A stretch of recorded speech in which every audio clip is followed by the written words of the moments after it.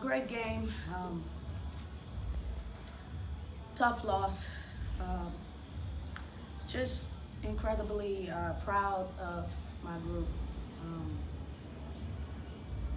after the loss that we had last game, I mean, the whole program, me included, we were all just in a really down place.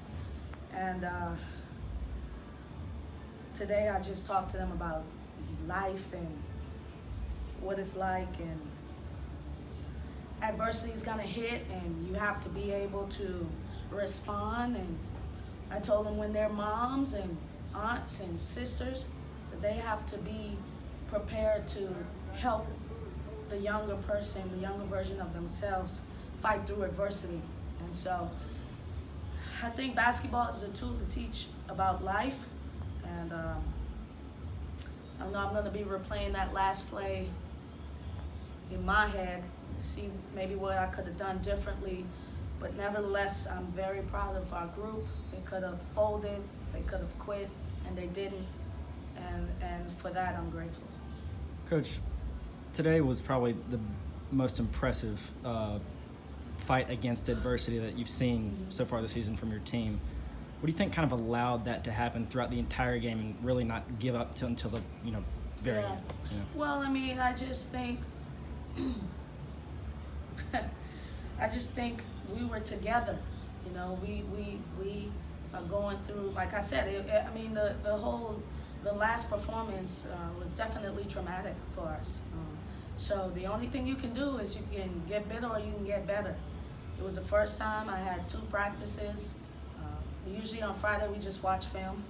We had 2 practices to prepare. We felt as a staff that we had a chance to win this game. Credit to Coach Green for the scout. And we set new expectations for ourselves, and the kids played their heart out. And so I thought that's what. I don't think we quit at any point. I just hate I didn't have a timeout to advance the ball.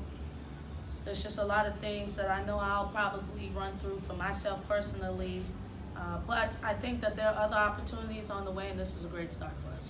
You said you were going to replay that last play in your head a lot of times. What was kind of the plan for that last 14 seconds? Well, we wanted Deja to drive and get up to the paint because we felt like everybody would have collapsed.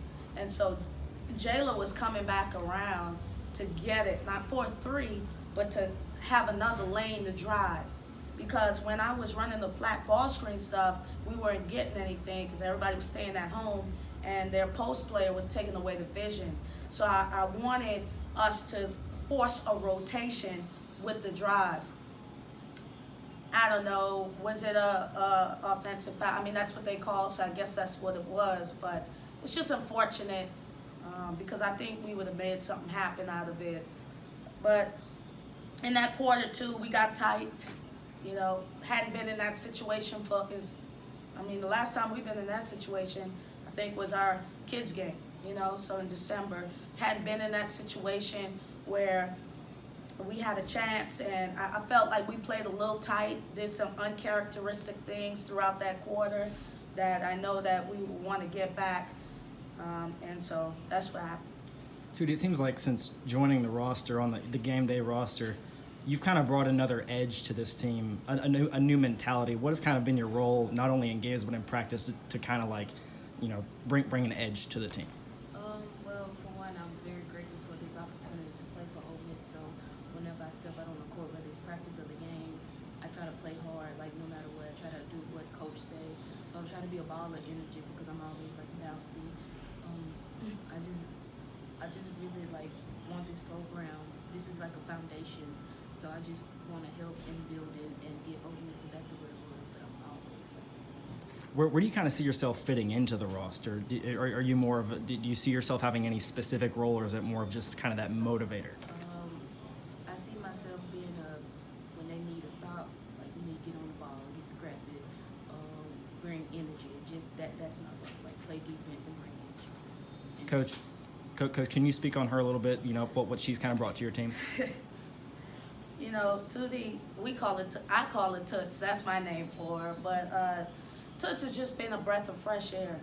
When I talk about the type of people, characteristic from a character standpoint that I want in this program, you're looking at it right there. Someone that's grateful for the opportunity, gives 100%, 100% of the time, every single day.